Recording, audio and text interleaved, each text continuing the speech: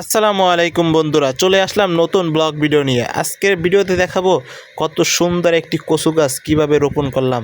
তো গাইস দেখুন কত সুন্দর কচু গাছটা দেখতে, কত সুন্দর লাগতেছিল।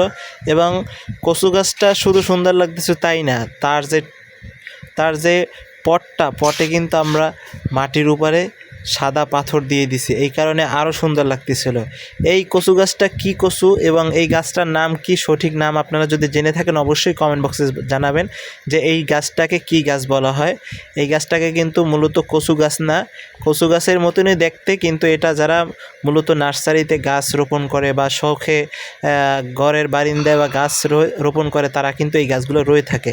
এই গাছগুলো দেখতে কত সুন্দর দেখুন, যে সবুজ তার মাঝে আবার সাদা, যে বৃক্ষ, এই গাছগুলো দেখতে খুবই সুন্দর লাগতেছিল।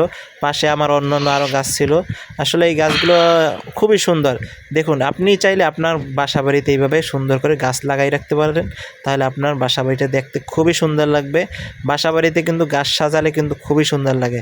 এই জন্য বাসার ব্যালকনিতে বা যে কোনো জায়গায় এইরকমভাবে সুন্দরভাবে গাছ রোপণ করে আপনাদের ব্যালকনি কিন্তু আরও সুন্দর করে তুলতে পারেন। তো গাইস, যারা সম্পূর্ণ ভিডিওটা দেখছেন অসংখ্য ধন্যবাদ। এবং যারা এখন পর্যন্ত চ্যানেলটি সাবস্ক্রাইব করেননি, আপনারা কিন্তু চ্যানেলটি সাবস্ক্রাইব করে আমাদের পাশে থাকতে পারেন। এবং যারা ভিডিওটা দেখছেন আপনাদেরকে অসংখ্য ধন্যবাদ।